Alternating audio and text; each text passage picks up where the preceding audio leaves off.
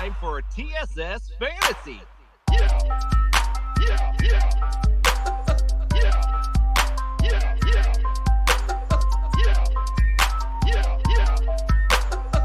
It's Commissioner Cooper, and it's time. How the fuck you got me up this damn early, Jason? It's time.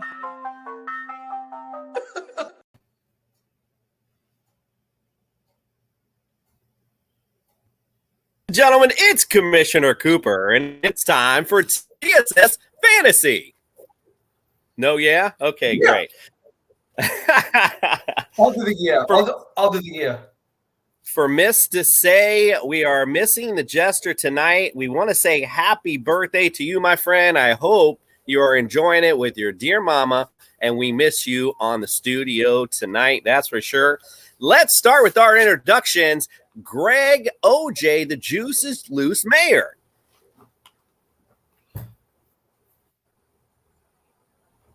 Oh, yeah, I had the microphone muted. My bad. All good. Learning this new stuff, but good to see you guys tonight. TSS family, you can follow me on Greg_OJ on Instagram and on Twitter. That's Big OJ1. Let's get it tonight. Yes, sir, indeed. And Nick, you got Flandered Macaronis. Yes, I am. I am Nick. You got Flandered. Now I spell it with a PH to represent the Philly peeps. And I got a special announcement later on. And you can find me at You Got Flandered on Twitter. Well, thank you for all the special announcements. We all can't wait, I'm sure. All right, just a reminder, we are the fantasy show of the people, and we do mean that. So as a reminder, we love to interact with you on Facebook, Twitter, Instagram. I mean, I'm just mixing them all together at this point. TikTok, whatever. Come interact with us. We love the interaction with you all. You can also visit us at tssfantasy.com, enter in all our free contests. Currently, we have the top 10 Commissioner Cooper's running back challenge. Enter your top 10 running backs before the start of the season, and you could win 2 tickets to see the Dolphins versus the Jets with the TSS crew. And if you want to win money from my contest, and I'm going to sweeten the pot for everybody down there, down in Miami, okay? So if you go to Vision Coaching and Consulting Ultimate Team Challenge and enter your ultimate lineup, you can win $300. But for my Miami fans, and you can prove that you're from Miami, I will make it a $305 win to represent the 305. Wow. Interesting. Fred must not be here tonight. I think Flanders feeling a little bit bold. What you got, Greg? Listen, I'm going to up you on that, Nick. So make sure you join the Juice World, hop in the pool, pick 'em pool, and, try to beat the big boys at our game, at Fantasy. And since Nick is up in his to 305, since my favorite month is July, I'm going to up mine to 307 for this month. Ooh-wee. Well, unfortunately, the Jester's not here tonight. His is still at 301. It is the Survivor Pool, and Survivor Pools are fun anyway. So the point is, come by. They're free contests. You win free money. We are the fantasy show of the people. And as such, tonight, we are going to start off with Dr. Miller's House Call.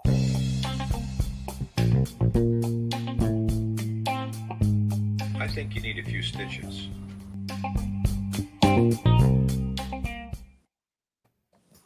And it's time for Dr. Miller's House Call. Welcome to the studio, Dr. Jeffrey Miller. Gentlemen, thank you for the invitation. Glad to be here with you tonight.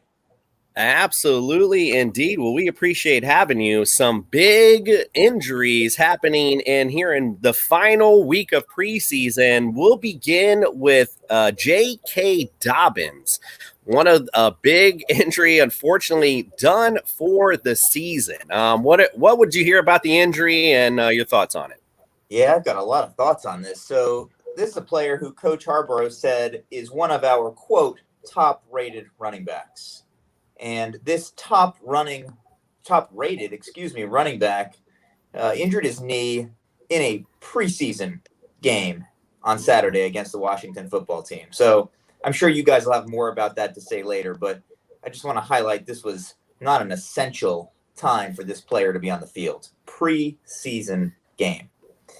And so as we looked at the injury, his foot was planted and he sustained a hyperextension injury, meaning the knee bent in the exact opposite direction it's supposed to bend.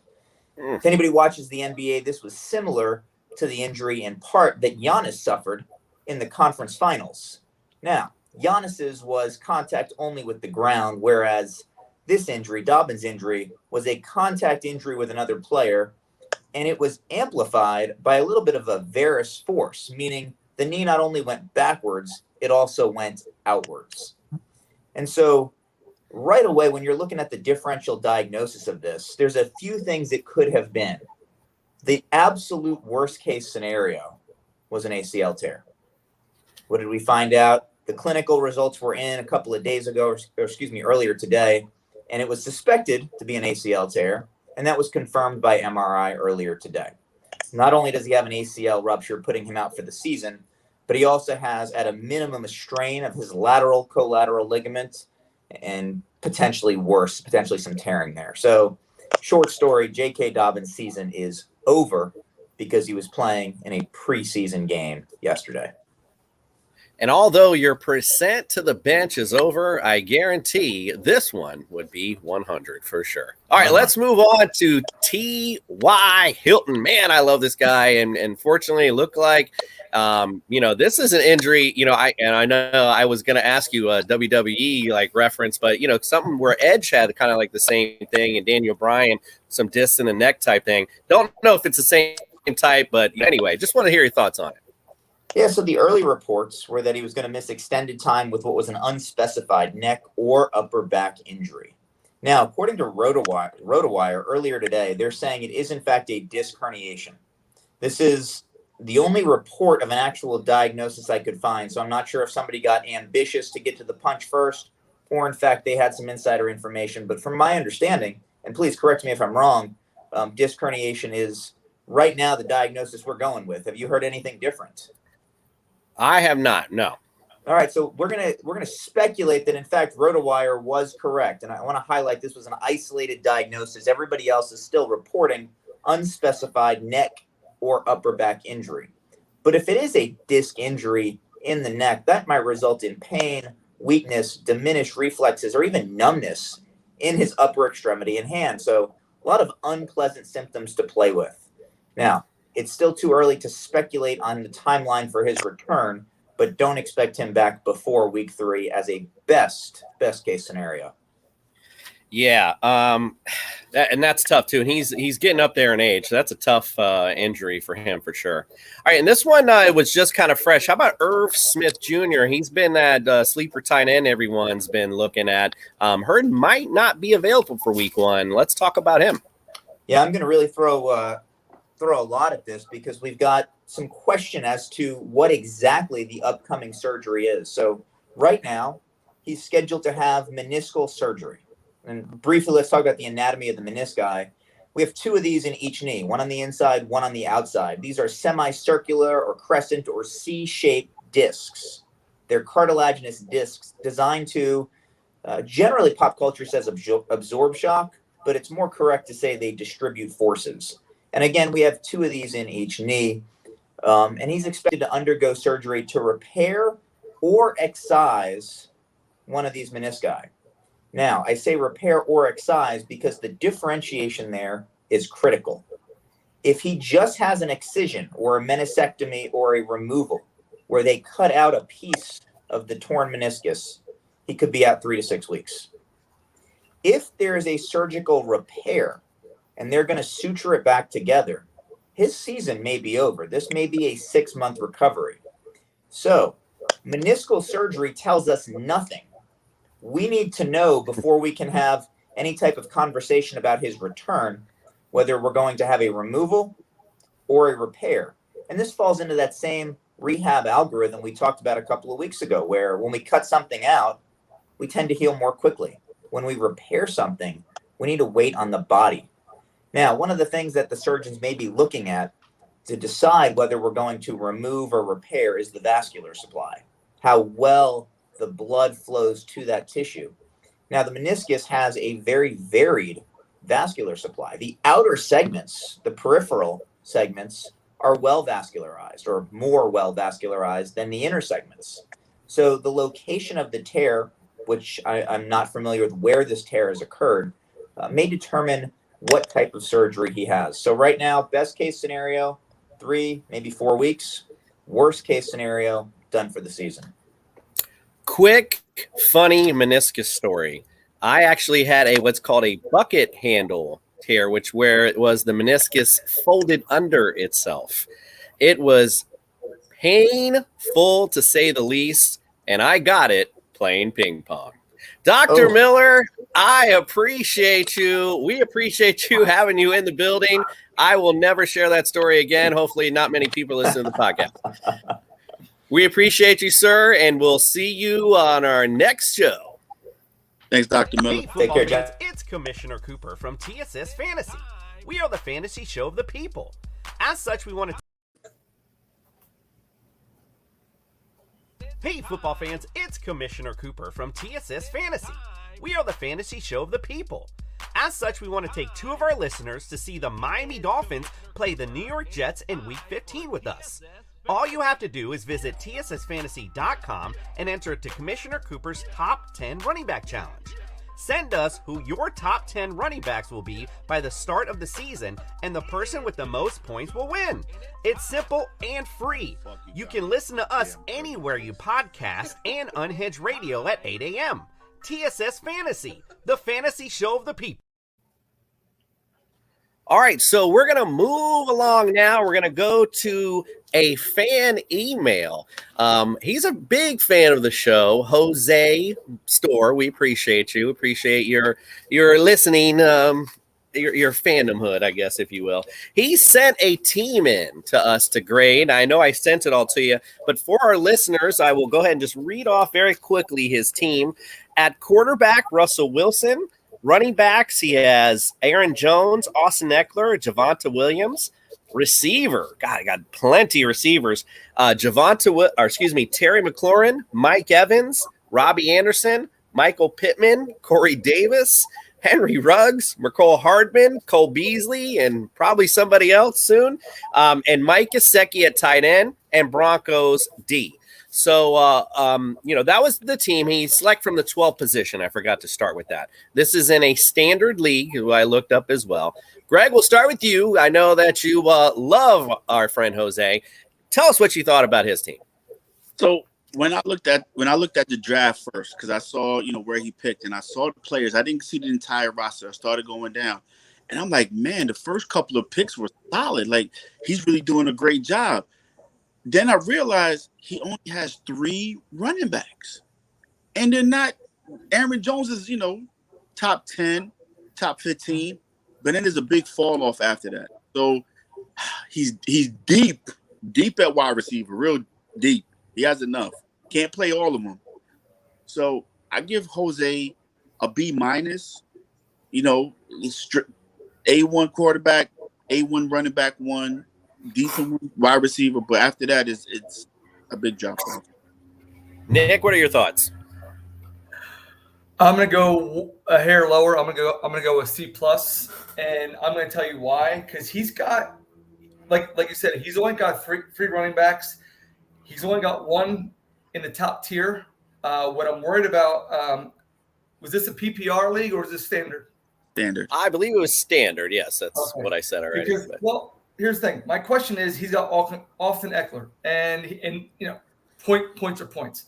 But if it was PPR, Austin Eckler would be a great pick of where he got him. But then he got Javonte Williams, which, again, he's a rookie. I'm not really sold on yet. I don't know him too well. And then he's got Russell Wilson, which is great, but he doesn't have either DK Metcalf or Lockett to go with him. So, I used to not think that didn't mean anything, but in all actuality, it does. it helps get those points and those connection factors. But like I said, I give him a C+. He's got Denver's defense. Denver's defense is going to be on the field a lot, I think. So he should have got another defense with that. The one I did like, he got Cole Beasley. He got Beazer. So I think Beazer's going to be a steal in the later rounds, a low flex option. So I give him a C+. Yeah, that's if he don't catch COVID. I'm looking at him. I mean, let's be straight. Look, Russell Wilson, good. I mean, he's great all year. Again, you point out, Greg, the lack of depth at running back definitely is worrisome. No doubt about it. However, maybe his depth at receiver might help him in the running back depth. So that possibly a trade could happen because he's got a lot of good potential here. Corey Davis could be breakout. McCall Hardman, a lot of people have been talking about him. You mentioned Cole Beasley a minute ago. He could be big. Michael Pittman with T.Y. Hilton being out. That's somebody else. So he's got some pieces here that he could manage with. And you guys know I talked about him last week being a top 6 guy. Mike Gesicki, I like Mike Gesicki a lot. And Broncos D, good point. And they do play in a tough division. Maybe an easy, maybe a good turnover game against the Raiders. But they are a good defense. So there's some possibility here. Jose, I gave your team overall a B. Thought you did a decent job at the last spot. Again, you can still got some pieces to move, and it's not about how you start, it's how you finish. All right, let's go on now. We're going to go to the stock up and stock down portion of our show. Nick, let's start with you. Give me a stock up that you got for our show. Okay, my stock up was, I forgot who it was. Go to Greg. Okay. Wow. He is prepared tonight. Greg, your stock up. It's just so you know, it's Gus Edwards, but we'll go back to you. Oh, crap. Okay. Never mind. Go ahead. Jason, you always put me behind the hard follows, bro. You always do this to me. Well, because you clean it up smoothly. You clean up smooth. I got to. So my stock up is Michael Pittman, right? The good doctor spoke about T.Y. Hilton being out. I had T.Y. ranked at 54, and I had Pittman ranked 50. But with Hilton's injury, I can slightly see Pittman going up maybe, 45 as that, because he's going to see a lot more targets if T.Y. is out for a significant amount of time.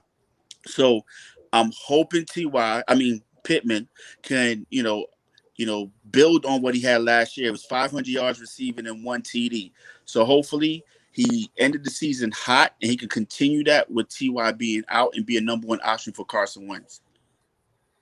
Yeah, no, I like that a lot. Again, we've talked about, how high we are on the Colts in general and as an offense. So it only makes sense if T.Y.'s down. Pittman's gonna see a lot more targets. That's just all that share is gonna get. At least he's gonna see a little bit of it. So again, that's a good stock up to have. Now let's go to Nick, who has Gus Edwards. Nick, let's hear your stock up. Gus Edwards, I liked him even when Dobbins was not injured, and I obviously had him out of my top 40. But now the fact that Dobbins is out, we talked about it before. Baltimore doesn't really have that much of an aerial assault. So they got Andrews and they got Watkins, and Watkins' worst ability is his availability because half the time he's not there. So they're going to run the ball a lot, and Gus Edwards, he runs the ball hard. So they're going to hand the ball off to him. I'd say he's going to get a lion's share of the carries. And then they got the third stringer. Now I'm moved up the second string. I believe his last name is Hill. So I moved Gus Edwards, standard, up to, I think I had him at 41. Now I have him up to 16. Because why did he move that high up? Because of stats I just said. They're going to run the ball a lot, and he's durable. And then as far as PPR, I have him at 39 because I don't think he's going to get that much receptions out of the backfield. He's a big, solid back. He's kind of built like Derrick Henry. So he's going to get a lot of goal line carries and a lot of 10 yards and in. So they're going to use him a lot. So that's why I see him getting a lot of those short yardage touchdowns. That's why I have him up to 16. Yeah, I wasn't really high on J.K. Dobbins to begin with. I'm not real high on Gus Edwards either. You mentioned that they don't have much of a passing game. However, Lamar does throw the pill, and when they do run, it's usually with him. So I'm not really high on either one. It does vault Gus Edwards up a bit, from where he was, but not to where he's pole vaulting into the top 20. Or anything for me. So, all right. So somebody for me actually that's vaulted up a little bit, although I'm kind of cautious on doing it, is Chris Godwin. I don't know if you saw the game that he had, but 3 targets, 3 receptions, 84 yards, a touchdown. They were all explosive plays. He looks healthy. He looks strong.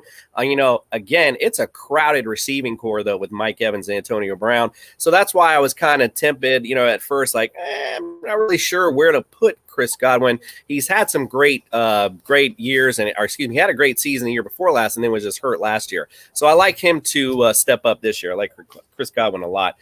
Somebody else that was kind of creeping up there for me was Emmanuel Sanders.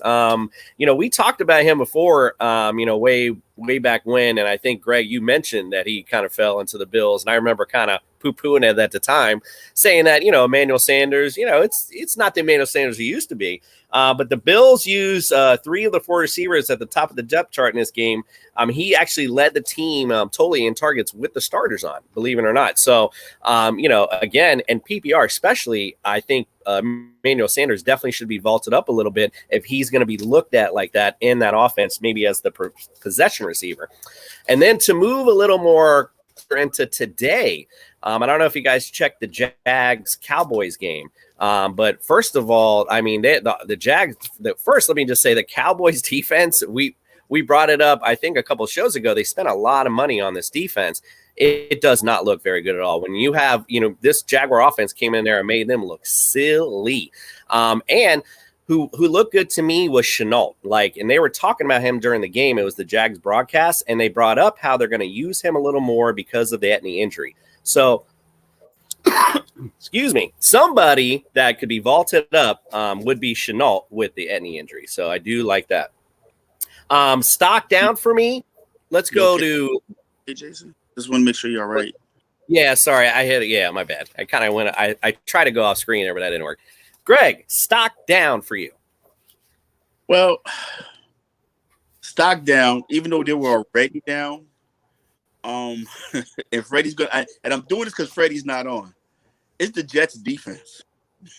Not that they didn't any time this season, but they lost Lawson because this was one of Freddie's picks, to be a sleeper, that he had the Jets defense, and they had the possibility, but losing that edge rusher, then they traded just recently to get Shaq Lawson, which is not a big move. Stock down on the Jets defense, no corners to name. No, the biggest name is CJ Mobley, and that's about it. So sorry, Fred. I'm doing this on your birthday weekend. I apologize. Greg, we are the fantasy show of the people, and nobody in the people are expecting the Jets to do anything. So I think you're okay there. Nick, who you got? I got my stock down on the Philly defense, and I know it's preseason. I know we should be flipping out, but look, when you give up 90 points in 3 games on defense, and you tie the Jets 31 all, you got problems. So they put money on their defense too, and it's not showing up. I thought Steven Nelson would be a big addition to that secondary, and he hasn't really done anything. I haven't heard his name. So as of right now, I have dropped my Eagle defense down to number 29. I mean, where were they before, though? That's what I would like. Where were they prior? Because here it's the same thing with the Jets argument. We've already talked about all season how bad the Eagles defense is, and now you're acting as if it's like, oh yeah, what a horrible defense. Well, when we already know. When Steven Nelson was signed, I was excited. I guess I was drinking the Kool-Aid a little bit. I put up to like number 12, and then I got nothing. Greg, pick your jaw. So again, I bought in, okay, and then as Nick Sirianni says, I doubled down. I doubled down, and now I folded and I walked away. So until they prove to me that they're actually worth watching, then I'll watch them. Yes, Greg. And that's how am I helping you today? That's the problem with you and Fred. You see, you guys drink the Kool-Aid of the Jets, you drink the Kool-Aid of the Eagles. I'm a Jets fan, and I know we're trash. I know it. Right. The quicker you come to grips with reality, the better your life will be. Greg, if we don't have hope, we have nothing else. That's true. I do want to say, though, I think your Kool-Aid was spiked if you had any hopes in that defense doing well. One quick one for me was Gerald Everett. He's been kind of talked about a little bit as a sneaky tight end to like. Once Will Dissly came back, though, they were both used. They both split time. So I don't, that's something, if you're going to go as a tight end in a timeshare, not something you really want to be targeting in a draft. That's what I'll just say that. All right, so let's go real quick to some NFL headlines. Nick, I know you wanted to talk about this, so let's just get right to it. Let's get to the mini Minshew going to the Eagles. Let's get with your rant. Let's get this over with. Oh my gosh, what, Greg? Are you settled in? You got your popcorn? You ready to go? I was going to go use the bathroom and give you the whole floor, but go for it. Go. Okay, so. I had a couple initial thoughts on it, but here's the thing. The fact that they went and got Gardner Minshew was an indictment on their quarterback situation up there in Philly, and they just knew that they were just totally flandered. All right. They're up there, they're making moves, they're looking like a bunch of jesters. They realize, look, we ain't got no juice, right? We ain't got no juice. So what I think they should do is they should go out there and get themselves a true commissioner. Get them a true commissioner. And then after they get their commissioner, they need to go to vision coaching and consulting and get some direction. Get some direction as to where they're going to put this football team, right? Then they need to be prepared for all the legal action coming their way. So, because when the season ticket holders get ticked off, they're going to sue. So, who should they go to? They should go to Mary Jane Cooper at Coop_MJ. Employ her. Okay. Now, with another analysis, because they got Gardner Minshew, they're not helping Jalen Hurts. They're not helping him. They actually wenched him. Because now he's going to be looking over his shoulder. He's going to have a short hook, right? So, in my estimation, I say Jalen Hurts is going to be 55% to the bench. And I know this is not his lane, but I would love for Dr. Miller to give me his percent to the bench on this Eagles quarterback situation. Greg? Well, thankfully, he went to bed, so you won't be getting a percent to the bench there. Greg, go ahead. What's your thoughts there? I ain't got nothing to say. Yeah, okay, good, because I do. That is the most ridiculous. That is the most ridiculous thing I have ever heard of. Do you honestly think the people of Philadelphia, remember, I'm married to one, would go with Gardner Minshew as the starter over Jalen Hurts? Are you insane? The guy had 1 year. Like, let's give him a little leash a little bit, Nick. Relax. Let's see how the guy plays. It's the whole team in general. So it's not just his fault. He's had one season. Let's see what he does next year or this season. Let's see what he does. He's not on the short hook. You have a backup now. You got some decent backup in. Gardner Minshew isn't taking you anywhere, bro. So let's chill a little bit on the Gardner Minshew. He could. All right, let's go real quick to some rumor mills on Deshaun Watson possibly heading to Miami. I'm going to just briefly touch on this real quick. You guys can just share what your thoughts are. But let me just say this. Deshaun Watson is he's an athlete. Like, you don't find him every other day. He's legit. He's the real deal. Problem is, if you're the Miami Dolphins and you turn around and say, we're just going to forget about Tua, who's worked his butt off, and, he's obviously come to play this season and's been every meeting and done all this. We're just going to shoo him aside and bring in this free agent.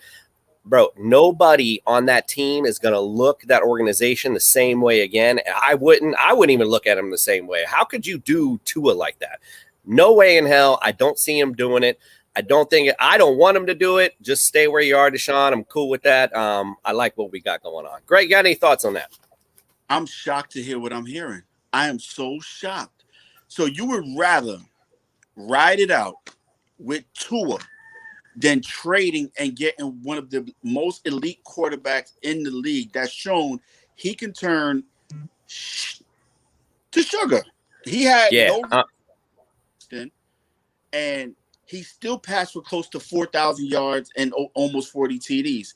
And you're telling me that the locker room would be mad and not want to play with Deshaun? No, sir. I think you've missed. If you don't believe that, then you've missed the culture that Flores has built down there. It is about team. It's about unity. It is literal a team down there now, Greg. I hate to tell you, there is no way that's happening. I'm just telling you, off period, point blank, it will not happen. Heard it here first. It's about wins. I agree with Greg 10%. It's about wins. Can you put my team in the Super Bowl? That's it. Tua can. You got to give Tua a shot to do that. On Xbox. Wow. Now, who's drinking the Kool-Aid? Definitely I am. All right, let's take a quick break. And when we come back, we're going to start with our deep dive into some defenses.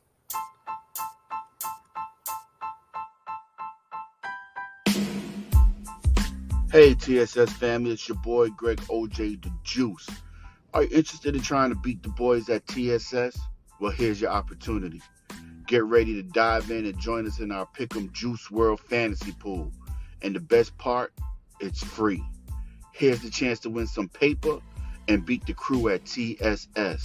Sign up now on our website at tssfantasy.com. See if you can swim with the big boys. TSS Fantasy, the fantasy show of the people.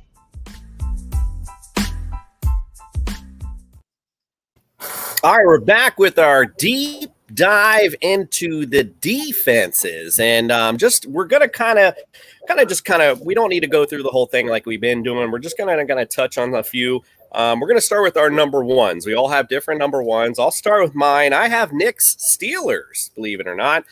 Pittsburgh entered 2020 with the league's best defense, and it showed up in fantasy. The Steelers posted the second consecutive place finish after back-to-back top 8 finishes in fantasy. If you've watched anything that's been going on in preseason, they look like the real deal again. I think I mentioned it before when we were talking, just in general about football and, how preseason's gone.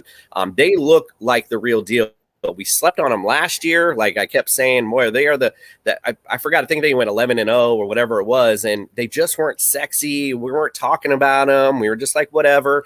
And it's like we're back to it again this year. And I'm watching them on in preseason, like wow, they look legit, like a legit Super Bowl contender and a legit defense. So you can't go wrong. I've preached this over and over as we've done these shows. Consistency is key. If you're finishing the last 3 years in the top 10, that's consistent. And you were top. I believe last year they were top 2 in turnovers. For the last 2 years they were top 2 in turnovers. 2. So again, Pittsburgh. Consistency. If you're up there and you're looking to grab something, it's a good defense to go after. It's a tough division, however, I will give you that. So they do have a few games. It's going to be tough for them, but I do like them overall number one because, again, of the consistency. Nick, let's go to you. Your number one defense. My number one defense is the Tampa Bay Buccaneers. I can't believe that I'm saying that. They scored 106 points last year on defense. They returned all 11 starters on defense. They're going to be picking passes off and sacking quarterbacks all night long. They got a decent schedule all season long. Rather, I'm sorry. They got a decent schedule. They got the same coordinator, same players. I don't see why much should change. So that's why I'm going to stick with the champs on this one. Greg, what do you think about that? Well, my number one defense I got is Baltimore, right? So, like you stated, it's every year it's either Baltimore or it's Pittsburgh, and those are like two of the defense you can start every week, despite the matchups, right? You can put them out there, and they're not going to lose you the game. And last year, and I'm gonna speak for Freddie. Baltimore's defense basically carried Freddie's fantasy team to the playoffs, and he started them week in and week out. So some quick stats: Baltimore had 10 interceptions, 12 fumble recoveries, and 39 sacks. So you go out there, draft Baltimore defense with confidence. Is always like me. If I was to get one of these two defense between Pittsburgh and Baltimore, man, I'm set. I don't have to worry about nothing at all for my defense. Yeah, again, consistency is key. The only thing I'll say, the Bucks to me, for me, I feel like are the biggest question mark, and only they come back. It's all the same players. They didn't really play well really towards the end of the season. So are they going to come out starting the season like they ended it, or is it going to be a slow start for them again? That's the question for me. But again, in their division, you have some games where potentially, if Sam Darnold doesn't come out and doesn't play well, that could be, a good game for them. Who knows? They're playing. Now that could be a revenge. Now I'm thinking in my head, like, wow, Saints Bucks with Jameson, that's kind of nasty. That might be that's going to be fun. But you know what Jameson's going to do? He's going to throw picks, so that might potentially could be good for you as well. So I like the Bucks. I don't know if I'm going number one, like you said though, Greg. Ravens, Pittsburgh. You can go in between there. It's always tough. One of the best divisions in football for sure, for defense anyway. All right, let's move on to some surprise defenses. Some defenses that people don't have in their top 10, but, somebody you might think that might come out because, there's always that one each year that might come out. Greg, we'll start with yours. Well, before I did my research, on this football team, I had them ranked number 10. Is the Washington football team. And when I started to digging in their stats, they had 16 interceptions, seven fumble recoveries, and 47 sacks. 47 sacks. So if your league counts points per sack, that's 47 points right there. At least, 2 or 3 points a week. That's going to help you along the way and throw those INTs in there. So I have to correct myself. I do have to move Washington football team up after I, did my deep dive into them. I moved them up 2 more spots. They're 8 now. And looking about who they're going to play, you think about it, they got Philly twice. We know they're trash. They got the Giants that are shaky. We don't know what Daniel Jones is going to bring. And the one true test that they have in their division is the Cowboys. But other than that, Chase Young, boy, that kid is a beast, man. So I had to fix, and my rankings will be updated, Jason, so don't get on me. So I have to move them up to 8. All right, yeah. So truth be told, I kind of introduced that wrong because it was supposed to be just a surprise team where they were at. So yeah, that was supposed to be your surprise, but apparently you surprised us and moved them back up. So Nick, who's your surprise defense and where they're ranked? Okay, so my surprise defense is going to be the Los Angeles Chargers. Okay, I have them right now at 17th. Okay, and I'm going to get into this a little bit, but the reason why I picked them because I have the AFC West, so I'm not going to get too deep into it. But like I said, they got the 17th easiest schedule. Their 3 toughest games outside their division is Dallas, Cleveland, and Minnesota. And their easiest games are Philly, Houston, and Cincinnati. So they could tear some things up on defense. And then when I get into it, I'll get into a little more.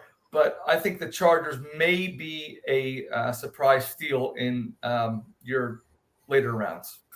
All right, that's interesting. So I have the Miami Dolphins, America's team. I have them ranked at number 5 on the defensive rankings. And I know that may surprise some people, but you shouldn't be because the Miami Dolphins are nasty.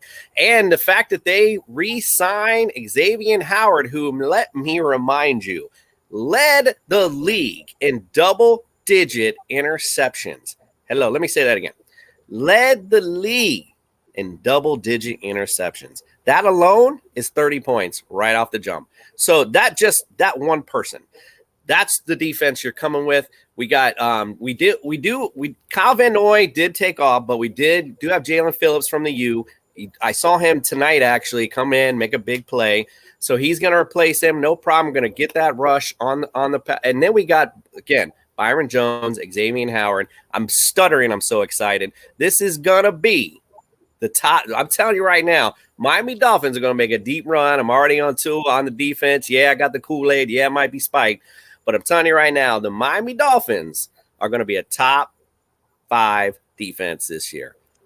Greg, you have some. Greg, what's your thoughts on that? Man, between you and Freddie, I don't know who has the bigger pom-poms. Between you, Freddie, and Nick. Got to throw in Nick.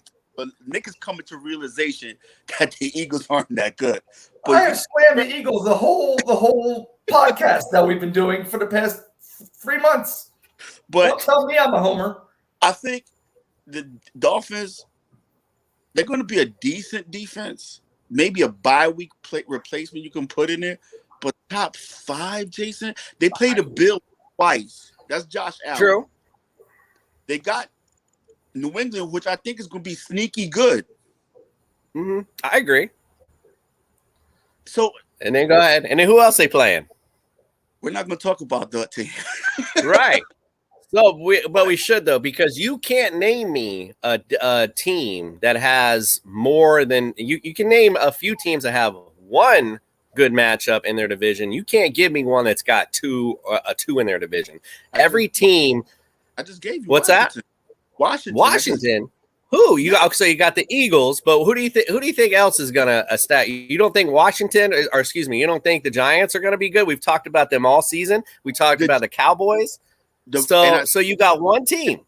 No, I stated earlier that the book is still out on Daniel Jones. We're not sure what Daniel. He doesn't look good in camp. He doesn't. Doesn't look good in camp. I'm just saying that all off season. That's all we've talked about. I mean, and you've been on you've been on it too. You've been on it too. Don't make me play it back. You guys. Don't make me play it back. You guys.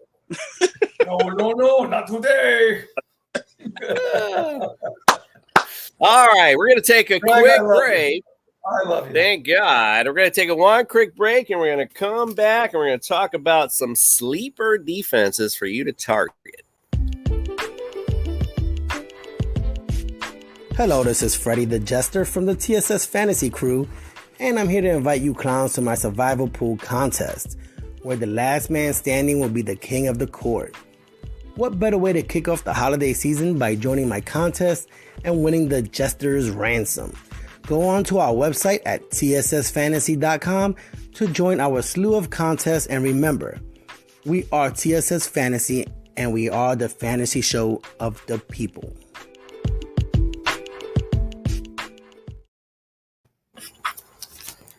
All right, coming back now to our sleeper defenses. Greg, I don't know how prepared Nick is. So, Greg, I'm going to go to you first with your sleeper defense. So my sleeper defense I have is the Kansas City Chiefs. So, in the history, you always look at the Chiefs that they give up a lot of points. But when I, dug into their stats, this team had 16 INTs, 6 fumble recoveries, and 32 sacks. And the reason why I like them, and it's going to be a little bit outside of the box, but teams are always going to be trying to play catch up with the Kansas City offense. So we're trying to play catch up. That means more throwing, more opportunity for interceptions, and more opportunity for sacks. So I have the Kansas City Chiefs right now ranked a sneaky Sweet 16. So they're outside of my top 15, but they can be a sneaky good play. I mean, like I said, teams are always going to be trying to keep up with Pat Mahomes and Tyreek Hill. How do you do that? Drop him back, putting your quarterback in the position where he can make mistakes. So Kansas City. That's a good one. Nick, who's your sleeper defense? Although I think you just gave it earlier. I did. It was the Chargers. Okay, so we're on the sleeper now. So that's all you got? So whatever. I can give you another one. Yeah, that's I give you the Packers. Remember, I sent you an outline, and we talk about the segments, and this was your time to talk about sleeper now. Well, what was the other defense that we spoke about? What was your surprise? The surprise where you had them ranked. It was the Vikings because you had them ranked high. You were supposed to talk about why you had them ranked high, but I was just going to go with the flow. But since now that we're paused, and we might as well call you out on it. Go ahead. Let's talk about the Vikings and why you have them ranked so high, number 6. Stop it. All right, so we're going to talk about the Packers. All right, Green Bay. They got a nice, easy schedule. Yeah, right. Okay, so I'm going to go with Green Bay.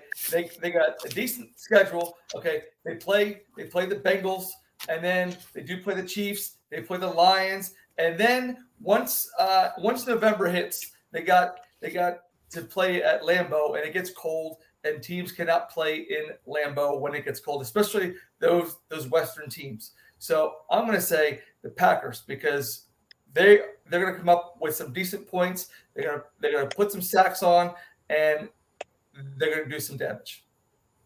All right, but why? Again, let me ask you: why do you have the Vikings ranked so high? You have them at 6. I'm just curious why they're so high for you.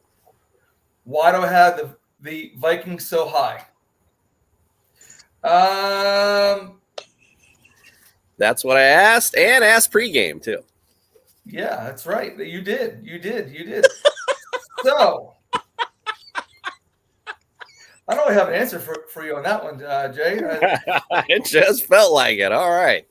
Why not? Well, when I saw it, I thought, well, you do have the Lions twice, so I see that. They just were a big disappointment last year, and that's why I was surprised you had them so high. Not to say they won't be a decent squad, but just to be that high that's why I put you out on that. So, just wanted to throw that out there. All right, so I wanted to bring my surprise team in, and that was the Tennessee Titans. Listen, and it would definitely be a stretch for them to be a sleeper, being I think last year they were ranked maybe 22, 26, something like that. Didn't really do a whole lot in the offseason, but they did draft well more defensively.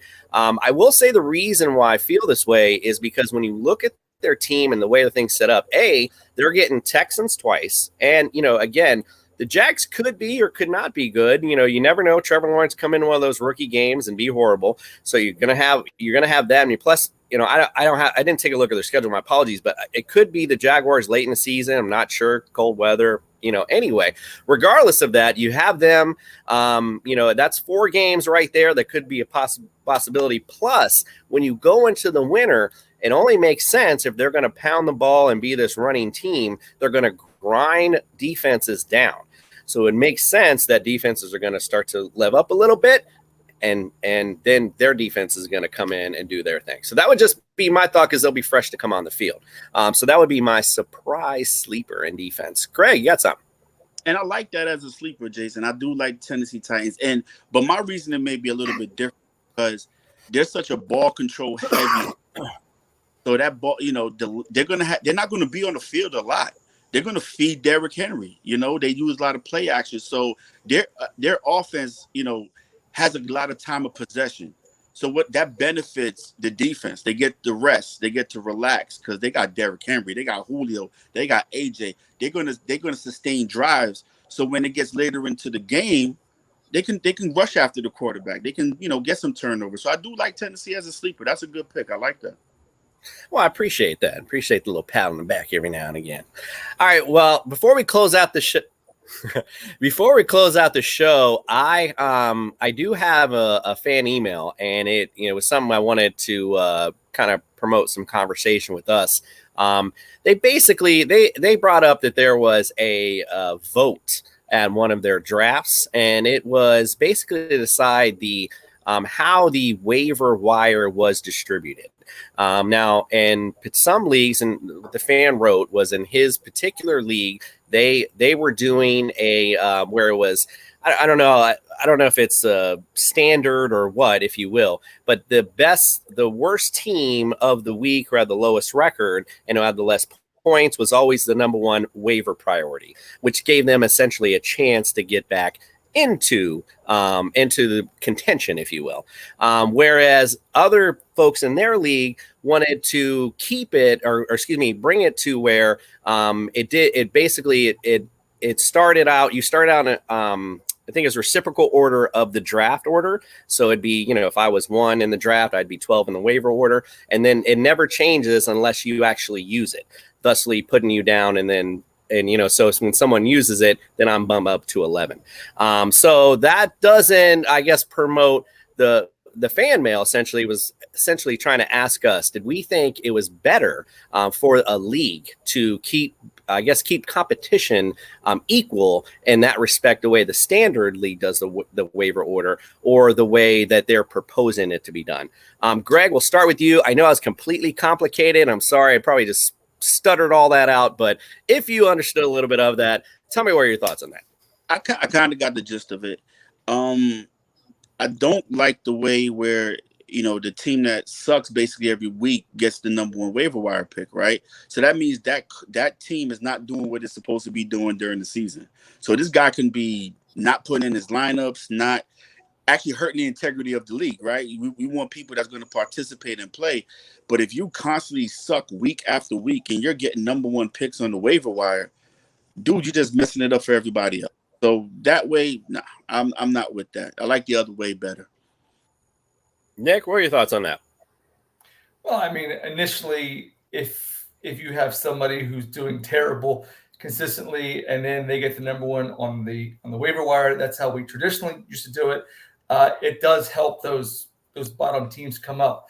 But again, we also had guys who would just not put in their lineups as well, and did that. So we kind of fixed that. And I believe, if I'm not mistaken, Jason, we did it that way, as you had just described, a couple of years. Didn't we not?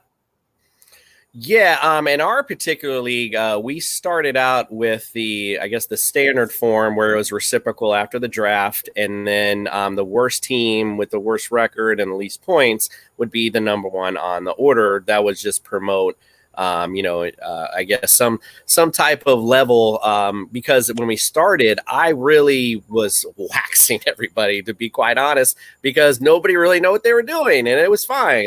So I had to help you guys out a little bit, put the training wheels on. And then it got brought up to bring in the waiver or the other way. I'm good either way. I do like when, some team is struggling, that they're able to get it, but at the same time, it's also not fair neither. Like you mentioned, if they're not putting in their lineup or things like that. So I do like the way, to answer his email, I do like the way it's being proposed to change. But again, I can see the point of keeping it the way the standard one goes. We have one more quick email. We're going to take one last quick break, and we'll come back and answer that.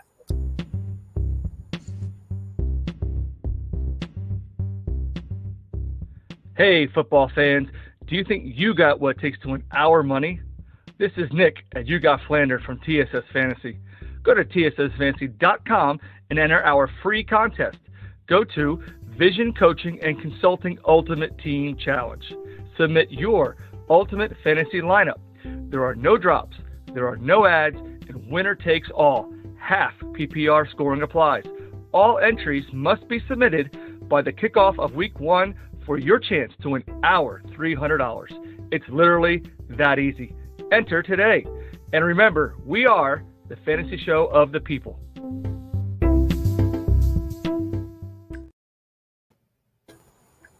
All right, one last quick email. It was he basically was asking, his league is having a draft coming up, and he wanted to use a type of draft app technology versus the other guys like the traditional draft board. Since drafts are coming up, I figured it'd just be a fun way to close the show. What are you guys' thoughts on that? Do you like the new technology, being able to, kind of sit back and do stuff on your phone while you're at the draft, or do you like the old traditional get up and put the sticker on the board? Nick, we'll start with you. What are your thoughts? Oh, I like the sticker better, because I remember when we had it, it was fun. Yeah, of course, right? Of course. Yeah, no, it just, I don't know, sometimes with the technology, it just got to move a little too quick. So I liked it where you got to call out the name, and then you got to hear everyone's reaction with it, and then we always had the draft board girl. We made it fun, but in terms of efficiency and to catch up with the times, as long as you do it right, and you choose the best app that works for your league, that's fine too. But again, if I had a choice, I would have it the other way. Greg, what's your thoughts? Man, Nick, I'm agree with you with the old way because, but I got a twist, but the old way because at that time, we all get along. We go in a restaurant, we're sitting down, and everybody was together. We're talking shit, we're talking junk, and then go up like Nick said, go up there and like, boom, I got my pick, and you walking back, you like, yeah, that's who I picked. So you got your little swag. But now in the day and age that we living in today with COVID and everything, with stuff, we don't have to be together. I don't have to be breathing your space. I can do it from my home. You can do it from your home. We can have the chat. And we can talk, mess in the chat and stuff like that. So the app, it's the way it's going today, the apps and stuff like that. But, like we do, we still use the app and we still get together now. But we just don't have with the sticker, and I kind of miss the sticker girl too, Nick. Oh, that was such a nice touch. Yeah. So look, to answer the email, I will say, I like the new technology stuff only because I want the draft experience to be fun for everyone. And I'm sorry, but with all the stuff that goes on during a draft, I don't want to waste my time getting up, going up to a board, finding a sticker, putting it on. I got to walk back, mark my paper, go on and on. I just think it's a little too much. Last year, if you guys remember, I was literally laying on a ducky floaty in my pool while we did the draft. That, my friends, is how you draft. And then the comfortability of just sitting, relaxing.